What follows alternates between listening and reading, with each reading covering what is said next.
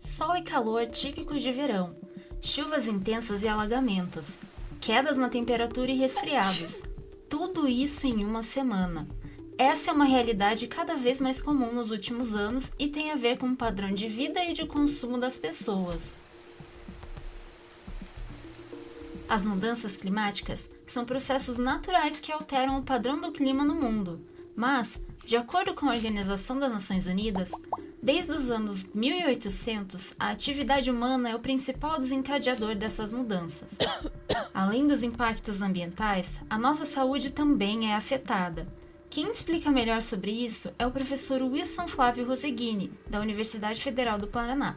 E aí isso tem um impacto importante na saúde das pessoas, porque essa gangorra da temperatura, das variações da condição do tempo, elas trazem uma certa fragilização para o sistema imunológico da população, né? Que de repente está ali, a gente até brinca, né? Às vezes a cidade fica com 4 estações no mesmo dia, como quando a gente lembra de Curitiba, né? De manhã sai agasalhado, aí no meio do dia, na hora do almoço, tem que tirar toda a agasalho porque dá calor, aí no meio da tarde chove, aí no fim da tarde esfria de novo. Então, essa gangorra, essa grande alteração na temperatura e nas condições de umidade, elas podem fragilizar a saúde da população.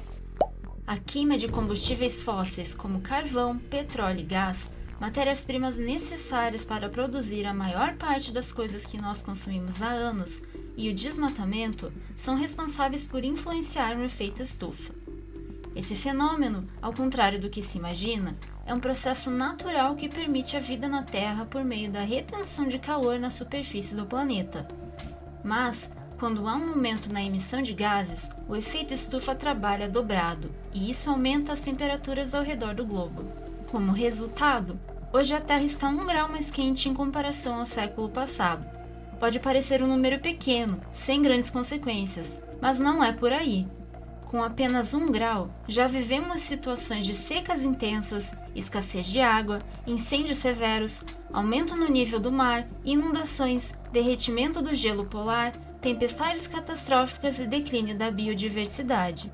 No caso do Paraná especificamente, o professor Wilson explica que não há uma região determinada que seja mais vulnerável a essas alterações. O Paraná inteiro é vulnerável às mudanças climáticas e, consequentemente, a impactos na saúde da população, não só doenças respiratórias, mas de outras doenças, tá? O que vai diferenciar nesse caso, falando em vulnerabilidade, é quando a gente olha diretamente para a população, porque aí a gente tem diferentes tipos de população, tá?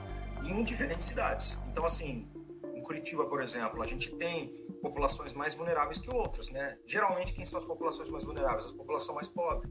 Tá? Então, em todas as cidades do Paraná, todas elas são vulneráveis. Mas, especificamente, quando você faz um olhar mais apurado nessas cidades, aí você tem que olhar com mais cuidado para essas populações pobres, que estão menos assistidas, que o poder público não chega com seus equipamentos, né, não tem assistência à saúde, não tem políticas públicas. Isso, como eu falei, não vale só para as doenças respiratórias, vale para qualquer doença. Para compreender melhor o impacto das alterações climáticas na saúde, o Laboratório de Climatologia da UFPR desenvolveu, durante a pandemia de Covid-19, o Sistema de Alerta Climático para Enfermidades Respiratórias, o SACE, que também avalia riscos de dengue e outras doenças, conforme explica o professor.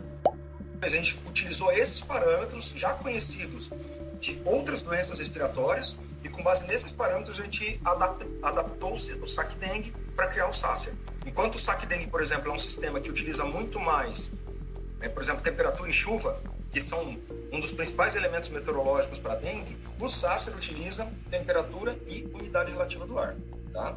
E como eu te falei, esses sistemas estão em constante aperfeiçoamento. A ideia é a gente incorporando outras variáveis depois. A gente quer não só incorporar outras variáveis meteorológicas no cálculo do sistema, mas a gente também quer incluir nesses sistemas as variáveis sociais.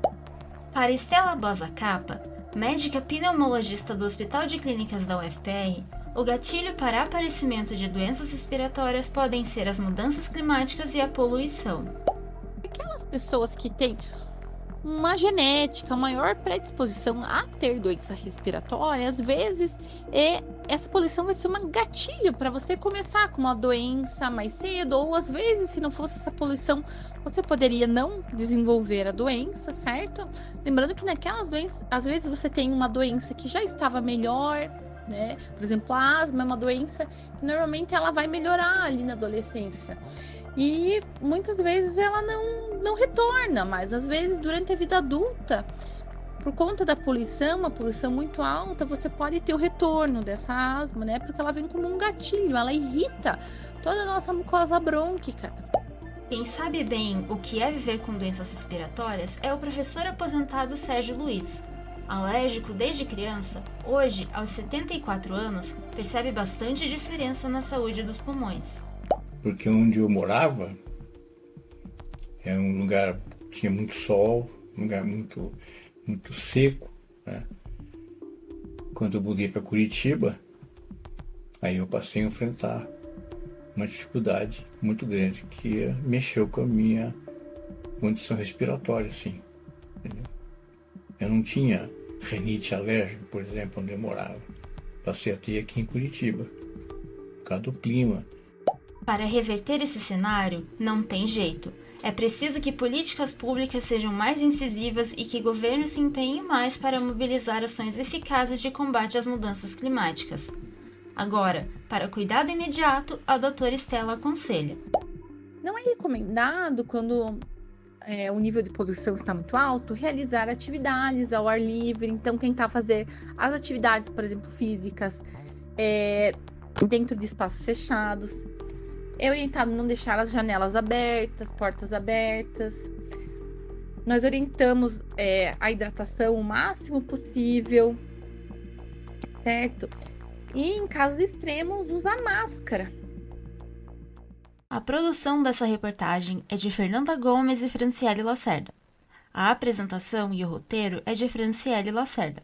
A edição e sonorização é de Naomi Mateus e Thaís de Castro.